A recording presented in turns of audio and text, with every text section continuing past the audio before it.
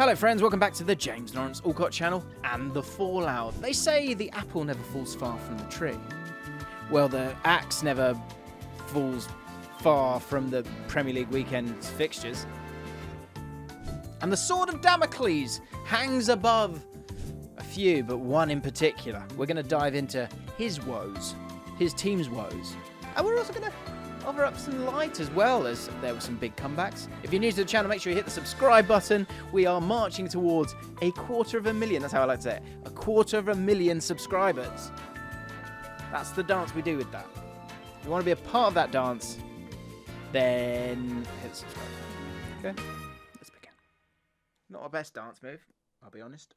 Just as a heads up, I know Fulham fans, you've been disappointed. I saw someone making a comment saying it's been 500 days of me asking for Fulham to be spoken about in the fallout, and I wanted to talk about you, but it was so smash and grab.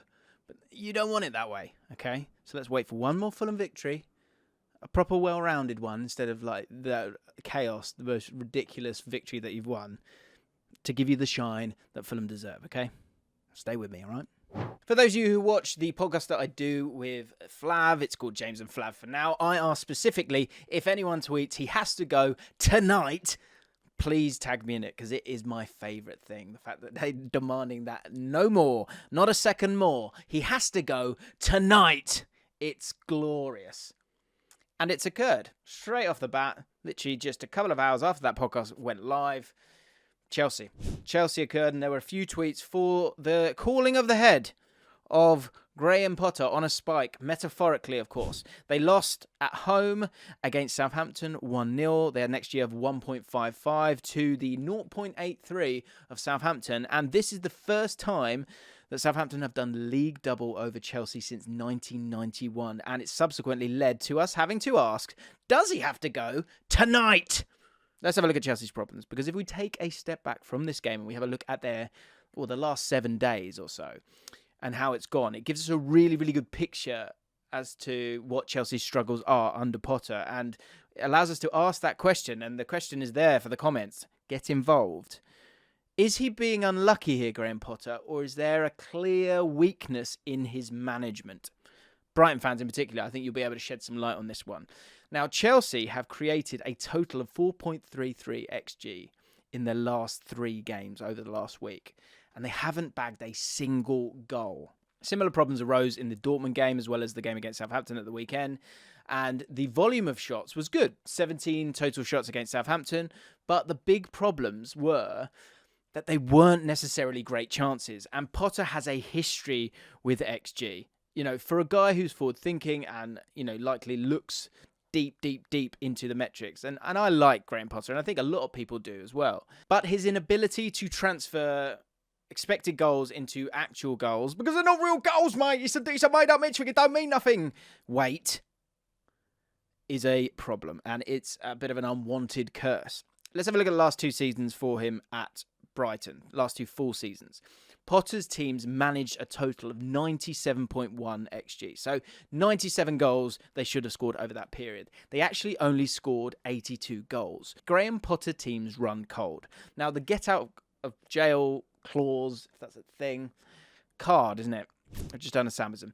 At the time was that they didn't have the strikers, but with the same problems rife in this Chelsea team, it does beg the question whether it's him that's actually the problem. Let's have a look at the chances against Southampton, because in Potter's defence, his side did create some chances in this one, but the fluid chance creation that we've come to expect wasn't there. The best chance falls to Raheem Sterling, who missed from 6 yards out. Look, there's an element of hard luck in that, and it's just one of those ones where, okay, it's not falling for you. But at what point is it not falling for you, and is it one where, come on, get this team moving in the right direction? I think it is a little bit chicken and egg.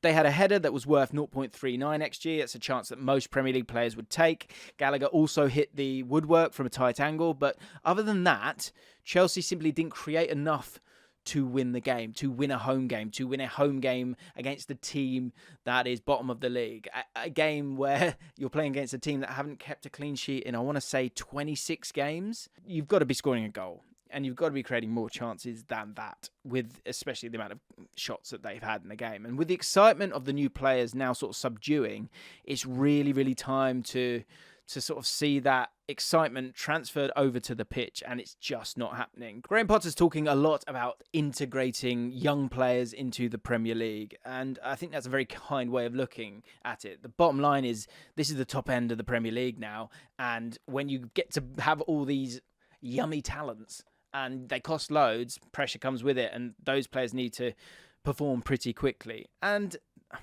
they're not terrible, but you've got to score a goal in a week when you've got an XG of 4.33. It's not good. It's increasingly worrying, and it may prompt a reaction from the Chelsea hierarchy. It's going to be very interesting to see, and it's kind of getting to the point where it wouldn't even be knee-jerk. Chelsea fans, let me know, do you want him gone?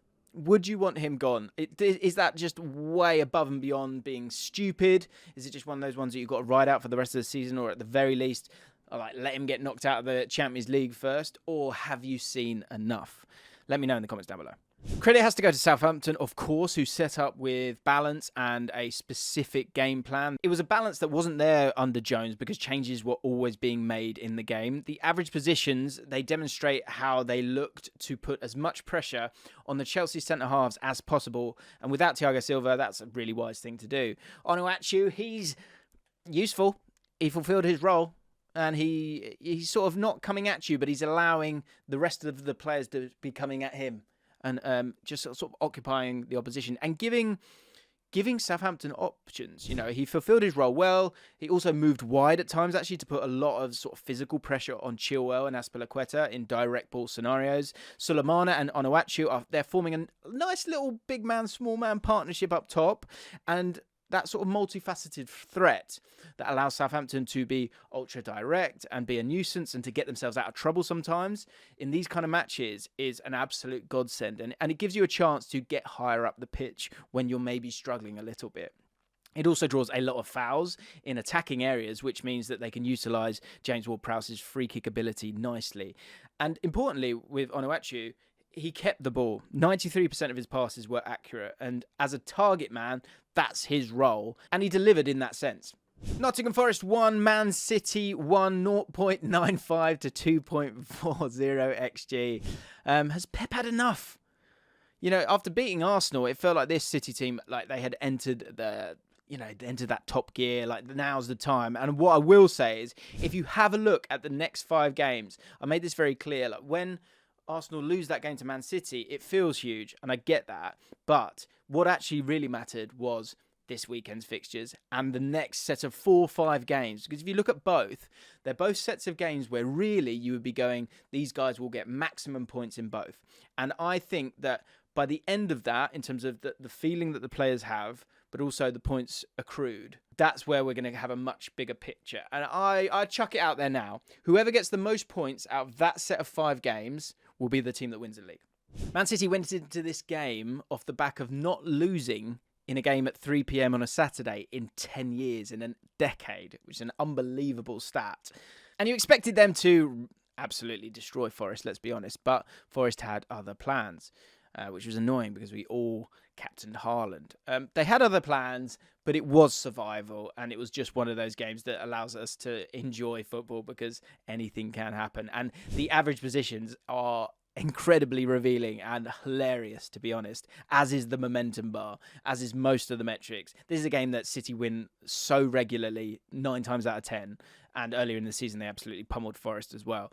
But that's football, which is great. For Pep Guardiola, it'll be interesting to see how he feels deep down. You'll never get the truth, but it's the 8th time that they've given up points this season, and it might be one where, even with a performance like that, which was pretty good, that it's just one of those ones where either, look, don't worry, it will come good, or maybe it's just not going to be our year. Obviously, time will tell. Let's talk about Man City's chance creation, because realistically, as I've said, City could have won this game 5-1 with how many chances that they made. City created 5 big chances and they missed every single one of them. And ironically, Bernardo Silva scored what was the hardest chance that they created with that lovely long-range effort. The truth of the matter is that City played to probably 95% of their capacity, with the final 5% being that ability to finish the abundance of chances that was created. You know, De Bruyne dragged a few shots wide. Haaland missed a sitter twice. Thogden had an absolute stinker with that moment when he was one-on-one as well. And actually, it was a bit of a sort of ripple effect which is a podcast that's out right now, and we've got a new one this week. Me and Lawrence McKenna, we're going to be diving into some absolutely belting ripple effects, talking about Potter. I think we're going to be talking about, who we're going to talk about? We're going to talk about the League Cup and Karius and all of that as well. But anyway, I think there's a bit of a ripple effect there of, if Haaland's not there, Foden just finishes that chance himself. But because of the force field of Haaland, Foden is concentrating on, do I give him the ball? And that's why he fluffs those lines. But I think the most important person to talk about here is Keylor Navas, who was once again, he was a cat in goal. He left everything out there, including one of his testicles. That's commitment. And people thought he'd be phoning it in. Well done, Keylor. Anyway, more on that later. But with many questions being made of City's newfound asymmetric three at the back, that has Bernardo filling in at left back, there may be more questions following on from this result.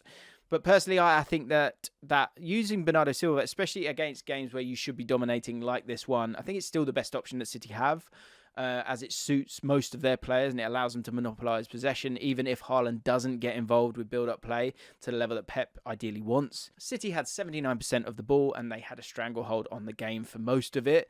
But I guess the other side, if you're a Forest fan, you would suggest that maybe they got sucked into the old Forest honey trap. Because it was down that side that they scored. The momentum bar, although incredibly dominant towards Man City, it also shows that Forest sort of engaged later on in the match. That might have been the plan for Steve Cooper, just to hang in there, because it was incredibly defensive. And in Brennan Johnson and Morgan Gibbs-White, you've got two players who really like to play with each other. Sounds naughty, doesn't it? But down that right-hand side, a lot of their chances does come from their ability to sort of create a spark. And you could say that had something to do with Bernardo Silva down that right-hand side, but the game should have been dead and buried by that point. And look, I think this match proves that City are always going to give you one chance. I guess it's the other side of it. And Man City sort of continues to be able to break down teams, which still does seem to be a bit of a problem. And although that result against Arsenal was really strong, of course it was, you're not going to play against teams that play like Arsenal very often. So to break down those teams like they have done in previous seasons will be the main task for them in terms of winning the title this year. Back to Keylor Navas, and he was unbelievable between the sticks. And it always gets said that goals keep you up in this division, but it may be a goalie that makes a difference for Forest this year. Navas, they've got a genuinely world-class goalkeeper. He made 5 saves against Man City. He was also unbelievable in Forest's win against Leeds. And despite all of the activity, I've got another question for you now. In the January transfer window, is his signing the best of the lot? If it's not, so far, let me know in the comments below. Relegation battle down the bottom, obviously. Everton 1, Leeds United 0. 1.47 to Everton to 0.54 to Leeds United when it comes to XG. And it was prime dice ball in more ways than 1-0. It was like a bar, wasn't it? A bar is like wrapping. Not as in like a bar around, not like a chocolate bar where there's wrap. Forget it. Sean Dyche always talks about how a formation can be perceived differently depending on the opponent, and many thought that this was going to be a 4-5-1 against Leeds with how they played against Liverpool and Arsenal, but in fact, it was a little bit different. It was a little bit bolder. It was a bolder 4-3-3 on the day, and we had a stinker there because we thought it was just going to be guaranteed 4-4-2. But, you know, formate, whatever. Do you know what I mean? Tactics are for mugs. But you can see from the average positions here that there was a clear focus on allowing McNeil and Iwobi into advanced positions to allow them to cross the ball as much as possible.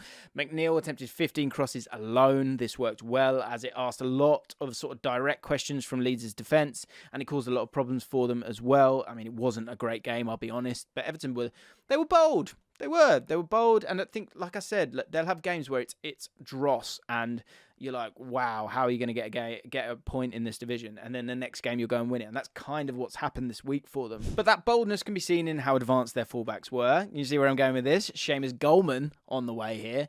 There was quite a few times where you could see Mikalenko getting into the box for crosses and being on the overload on the back post. Everton dealt with the absence of Dominic Calvert-Lewin's aerial threat by allowing more players to enter the box for crosses, and it saw a few chances created, such as Maupai's header, which was cleared off the line. Despite the build-up play being uncharacteristic for a Sean Dyche side, the defending work was pure Dyche, baby. Leeds registered no shots on target, and this largely came from that compactness and the narrowness of Everton's defence when defending their box. Out of the 3 shots that they did have in the box, 2 were blocked, and the other was a header that sailed over the bar. And otherwise, Leeds were sort of forced into attempts from range, and that hugely limited their XG with only 0.54 expected goals from 8 attempts. Everton, on the other hand, played on the front foot and were prolific in their creation. Everton took a total of 15 shots, with 6 of them being on target. Forcing opposition into sort of uncomfortable shooting angles is what Dyche did at Burnley. It's the video that we spoke about when he got the job. We said that was going to be a huge part of what he was going to do, and it's what he's brilliant at. And his team's doing that generally very, very well during his tenure so far.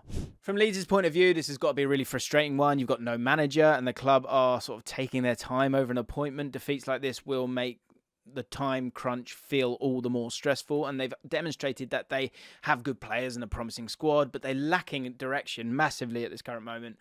And with Bournemouth, Everton and Southampton all starting to pick up points, it leaves Leeds in 19th position, 1 point from the bottom. This could lead to difficulties in appointing a new manager or the manager they want, and they've already had difficulties, and it does feel a bit ugly for them at this moment. Aston Villa 2, Arsenal 4. First game of the weekend, 0.51 to 3.28 expected goals for Arsenal. Are Arsenal back on the path to domination, or should there be some concerns from this game? Let's dive into it, because the stats would suggest that Arsenal played brilliantly and that there's not much to read into. And whilst they did well from an attacking perspective, there was still more to be desired defensively, and Aston Villa highlighted some frailties in this Arsenal team. You know, Villa's goals and other chances all came from fast breaks and direct transitions. They're able to do this quite easily with simple over-the-top balls to channel runners being an effective route into the box. Look, Arsenal put a lot of players forward, but they also control the game, and Arsenal usually solve this problem by having that effective high press which negates the opportunity for teams to break. But with Villa successfully bypassing that first stage of the press, it allowed them to target space in behind. With Zinchenko and Ben White playing advanced, it gave opportunities to Ollie Watkins to find himself one-on-one with Saliba, and he did brilliantly for the goal, don't get me wrong, but the fast breaks from Villa also meant that Arsenal struggled to pick up their players when trying to restructure defensively, and that's something that is a bit of a concern, and I think there will be wobbles along the way. But yeah, leaving those 2 centre-backs on their own, it does put them under a lot of pressure when you do have those advanced players and a team that has a striker like Ollie Watkins who's got that energy, pace, dribbling ability and finishing ability, actually, because he's looking good at the moment. And this was a big reason as to why Coutinho, in terms of those other runners, found himself in so much space for his goal. Perhaps this is a symptom of missing Thomas Partey. I think you do miss him in terms of his ability to sort of like eat up the yards, but creatively there was nothing wrong with Arsenal's performance, and that's what Jorginho is going to bring as he comes into this team, and you know that's the strengths and the weaknesses of him. Let's talk about the attacking side of it, because Arsenal took a total of 20 shots and managed to create shots in high XG areas of the pitch, which of course is lovely for them to see. But with Villa blocking a lot of shots, 7 of their shots, it meant that the chances were being squandered often. What I did like was that they sort of kept calm and carried on, which is not always the case. You can get frustrated, but especially when people are sort of blocking those areas. This isn't a new kind of defensive tactic now. But they were able to find a bit of a plan B in terms of that sort of chance creation or goal creation in this sense, because they were shooting from outside the box, which is something that they have been very open to doing this year. They got a bit lucky for the goal that made it 3-2, sure, but it was a brilliant strike, and Arsenal deserved that goal simply from the amount of chances that they created and the amount of XG that they were racking up. I know we've talked about Odegaard a few times in the fallout, but his performance, I think it's going under the radar a little bit in terms of what I've seen on Twitter due to the circumstances of the win, of course, because there's so many other things to talk about. But Odegaard made, let's go close up for this, 7 key passes. 7! He also created 2 big chances, and he seems like after a few sort of quiet games, he's back to his best. Odegaard took his usual position in that half space on that right-hand side and stayed there throughout the match. And I think this allowed Arsenal to sort of maintain intense pressure in the final third, and it allowed for multiple combinations between himself, Saka and White, which they're so fluent at. So despite the defensive issues, which are clear, I do think that this win has the ability to sort of trigger a second wind for Arsenal. I think it could reaffirm their belief in the fact that they can go and win the title. As I said previously, I think, look, you've got to beat those other sides, those big sides, but I don't think the Man City games will really actually affect the title race that much, because I think it's about the points that you drop elsewhere. And the best teams, the teams that win leagues, they score goals late. And from that point of view, that will instill a new layer of belief from that point of view as well, which will allow them to sort of keep calm and keep those passing movements going, which is how they unlock teams. They do it quickly. And that's how, in the latter stages of games, that's how you will win some of these games, even though these goals weren't those kind of goals. From a Villa perspective, they did extremely well for most of the match, but they ended up succumbing to the Arsenal pressure, and it's hard not to do that with the amount of pressure that they were under. I think they can feel a little bit hard done by just because those goals are from outside the box. One comes off the bar, Saka scores an absolute screamer as well. So I get how they would feel sort of hard done by to concede 4 goals, but there was that pressure there. I do think that Emery got his game plans pretty spot on, though, with how he was looking to punish Arsenal, and I think if Villa play to that level against other teams this season, they're going to end up scoring quite a few goals and they'll probably win quite a few games. So no need to worry when you're playing top of the league. Newcastle 0, Liverpool 2, 2.04 XG to 1.87. Newcastle did well, obviously, considering they had 10 men for a lot of the game.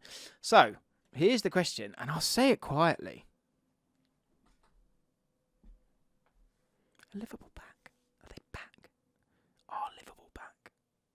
Might be. Let's start with Liverpool on this one, because I thought they were brilliant in their approach play and how they pursued chance creation. I thought they played really vertically, and that massively suits the style of their players, as we know.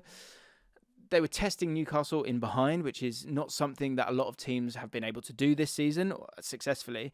But with the speed of Liverpool's play through the thirds, it made it really, really hard for Newcastle to get organised and set themselves defensively. They also used the width of the pitch really, really well. The Núñez goal, what I really, really love about it is actually that setup. I really enjoy the fact that if you watch it back, Trippier in particular is getting sucked out wide by Robertson staying nice and wide. Darwin Núñez, who is better on that left-hand side, as we've seen in the last few games, he ends up in a sort of a striker's position. But because of Robertson staying out wide, Trippier then has to sort of get caught in between the two because the normal left winger isn't there.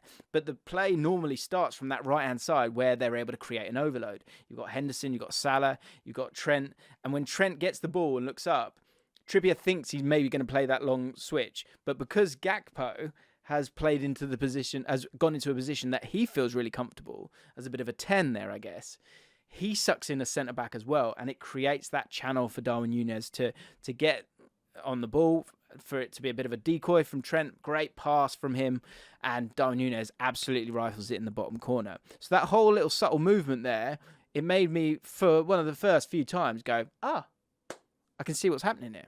The move for the second goal was also excellent. The move all stemmed from Bajcetic turning in the middle third, which allowed Liverpool to bypass the press of Newcastle, and it allowed them to subsequently probe in behind. And I think starting with intensity is what won Liverpool this match. Not allowing Newcastle and the crowd to grow into the match was vital, and Liverpool nullified them excellently.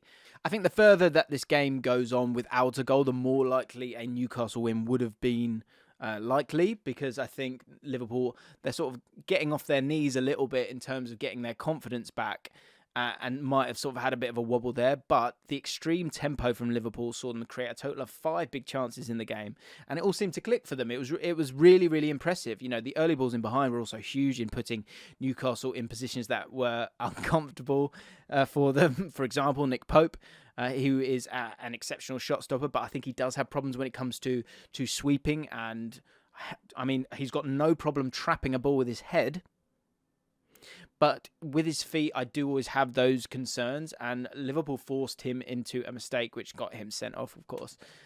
With Newcastle, a man down, it meant that the left-sided centre midfielder, Elliot Anderson, he was substituted. And that gave Trent the freedom of the northeast on the right-hand side, and the Liverpool right-back had 104 touches during the 90 minutes. He registered an assist as well as creating 2 big chances and 4 key passes as well. He was fantastic. And with Newcastle struggling to press him due to being a man down, it gave Trent a lot of time and space to influence the game. This allowed Salah to remain higher and play on the shoulder as well. I guess the question for Newcastle fans is, how worrying is this run for you? I think, look, some of these games are draws which you should have won. You didn't win, but the performances weren't actually that bad. I think the biggest worry from this game is that Pope is obviously now suspended for the Carabao Cup final, meaning Karius will start that game. More on that in the Ripple Effect podcast, which is on Spotify. Started it a couple of weeks ago. Really need your support on that one, guys. So go and follow and give us a 5-star rating as well. I know I'm asking too much. Maybe just go and have a listen. But when it comes to the Premier League, they are now 3 matches without a win. So, I'm intrigued to know how everyone feels. I think most Newcastle fans will be pretty happy with how the whole situation in Newcastle is. You've got yourselves a cup final and you're doing brilliantly in the league. But it obviously is a bit disappointing to go on that kind of run. I actually feel like Newcastle played actually really well given the circumstances against Liverpool. You know, they only had 37% possession, but they were a man down from the 22nd minute. They managed to take 14 shots. They created 3 big chances and they hit the woodwork twice. So after the Carabao Cup final, Newcastle have got Man City away in the league. And I genuinely think that despite their poor form, they could take something from that match. I really do think that, especially from set pieces. They're so impressive. And of course with Bruno Guimaraes coming back as well. But this was a day for Liverpool. It does feel like they're starting to get back to their old selves. Manchester United 3-0 victors against Leicester City. Man United are cooking, aren't they? They're starting to cook. This was a huge performance by Man United. You know, the XG, first and foremost, 4.23 for Man United, 1.42. Absolute belter of a game. Because with Leicester City dominating in the early stages of the game, it looked like they were nailed on to score at the very least and put Man United under real pressure from the get-go. But with Marcus Rashford in the team, anything is possible for this side. He is a joke at the moment, an absolute joke. He started this game as a striker, such as he did in the game against Barcelona, and it again paid dividends. You know, by having Rashford in a central area, it allowed Bruno Fernandes to find him in the channels over and over again, and this is where both of his goals, of course, came from. Having Rashford in that centre position, I think he's got that size now. You know, he really has changed his game up. He's very complete. And to have someone who can run the channels like that is just really helpful and really wise from Ten Hag, because it allows him to do the most damage possible without having to track back. And this eventually means that he suffers from less fatigue in the long run, which means that he can play more games to a higher level and, you know, he's not going to get himself injured, right? Ten Hag is managing his game time brilliantly at the moment. Another player who stood out, again, Bruno Fernandes. We spoke about him a couple of weeks ago. And again, I don't think he really isn't getting the shine that he deserves. Ten Hag's done such a great job. So with Fernandes, he started on the right-hand side against Leicester due to Weghorst playing in the 10 role. And despite Bruno probably wanting to play centrally, I thought that Bruno on the right-hand side, it worked excellently in offensive and defensive parts of the game, because with Bruno taking up wide positions, it meant he was able to pick up space and he was able to get his head up and find Rashford making those curved runs. But I've got to stop there, because we have to remember that for the most of the first half, Leicester were dominant. They were the dominant side and they did have sustained periods of pressure. The momentum bar shows us this. And the reason that Leicester didn't score wasn't actually necessarily their fault. You know, they've been in a rich vein of form. And David De Gea made 2 match-winning saves to deny Leicester during this period.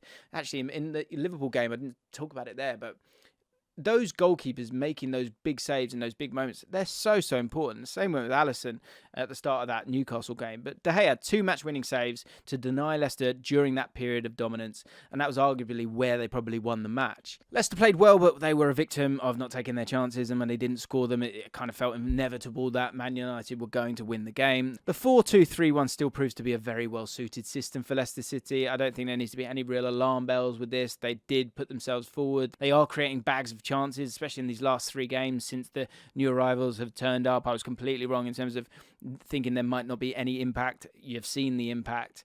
And actually, this was just a belting game. Pure Barclays. You know, there was a total of 45 shots taken in the match, the most of any Premier League game this season.